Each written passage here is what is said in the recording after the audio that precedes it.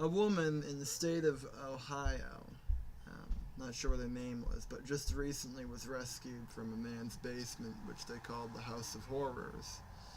She, after being in this man's entrapment being trapped, being held hostage by this man for about, or a group of men, brothers, for about 10 years, since 2003. Now, I heard the story, and I had imagined, what would it be like to have to go through that for 10 years? And apparently, she was let out of the house a couple times, wearing disguise to go to the garage. Man, if that happened to me, I'd be like, thank you. See ya. There would be nothing you could hold against me. I'd say, fuck everything. Gone. See ya. But, that being said, the question you have to ask yourself is why this happened in the first place. How did it because honestly, with gun control bills being passed through Congress, it makes it far easier for somebody like this to actually take a woman hostage like this. In Cleveland, I believe everybody should have a gun. Everyone should have a gun or some kind of a weapon. Because that town is fucked up. That's like Milwaukee. That's like Cincinnati. That's like Chicago. Except it's worse in a way because it's not like Chicago. It's not tourism. There's nothing. It's kind of like Milwaukee, where it's a big city in a really big city, but I guess it's kind of hard to explain. It's sort of like an isolation, big city type situation where the majority of the people from that city are people from the area rather than tourists, which for some reason seem to keep the city just a bit more safe. Kind of like Detroit right now. But in my honest opinion, I think the best way to prevent a situation like this from happening, to prevent 10 years of your life from going to waste by some psychopath who might just want to take you into his basement and do dirty things to you, is one of these. I'm gonna be blunt. One of these. Because you know what? There is nobody who's gonna walk up and try to kidnap a woman who's got a 3.5-inch Bowie knife attached to her side. All you need is a weapon, bub.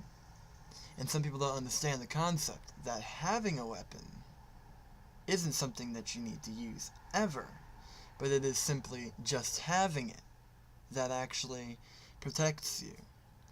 That having something that when somebody tries to target you as a victim to a future crime statistic, they will seriously change their mind when they see the Glock 45 on your side. See, people become crime statistics simply because they're vulnerable, and people who are weak prey on the weak. People who are, well, big guys, lots of, bad intent. These people prey on the weak and unarmed and unprepared and the less suspecting of all of us. So, that being said, I think you should seriously reconsider voting for gun control. Because like y'all say, I'm not a crazy person, so it doesn't affect me. Well, actually it does, because according to the DSM, we're all crazy people. We are all severely mentally ill. And so, with all the labels in the DSM, if you actually walk into their psychiatrist's office, you're going to walk out with one and a prescription, and you just lost your rights. And a lot of us go into doctors' offices looking for prescriptions and labels. But if you have a gun or some kind of a weapon, I would advise you not to do this. Because that weapon is the only thing that keeps you safe in a place like Cleveland or Milwaukee. I've been in Milwaukee myself. That's a fucked up town, dude.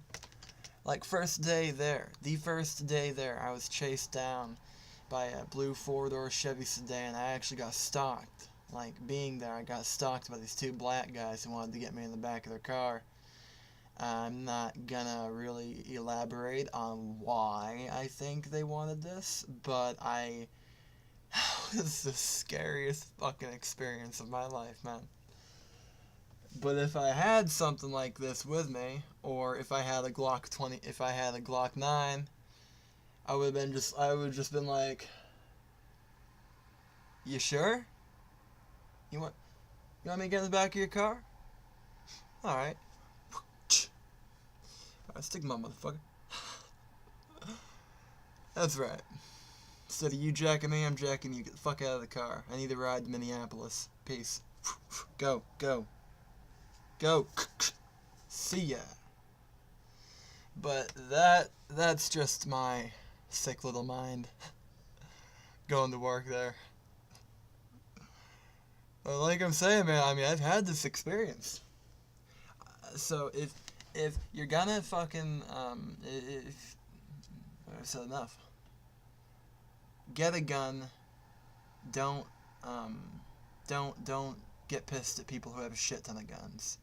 Because, yeah, I know, I mean, to the average person, having a lot of guns may be a little bit weird. But you know what? Honestly, I'm going to tell you why people do that. Not only are people looking to stock up because they believe that something big is happening, but did you ever, like, consider the possibility that maybe the dude just likes guns? I mean, I like knives. I have, a bunch of knives just like that in my house. There's no reason to. I just like knives. Weird, right? Am I a psycho for that? Am I a terrorist for that? No. I just like knives. So that being said, I mean, it's suspicious and it's weird, and maybe there is some bad intent behind it, but in the end, collecting guns is completely harmless. Having a bunch of knives is completely harmless. It just makes you that much more prepared, so stop judging people for their choice and what they want to do with their lives, but rather respect them because they have a shit ton of guns, and if there is a war in these United States, who are you going to go to? You going to go to the guy who voted for gun control? Or are you going to go to Joe Sixpack with 2 rocket launchers, 4 AR-15s, 2 AK-47s, 16 handguns, and 43 stiletto-tip blades? I'm thinking about Joe Sixpack. How about you?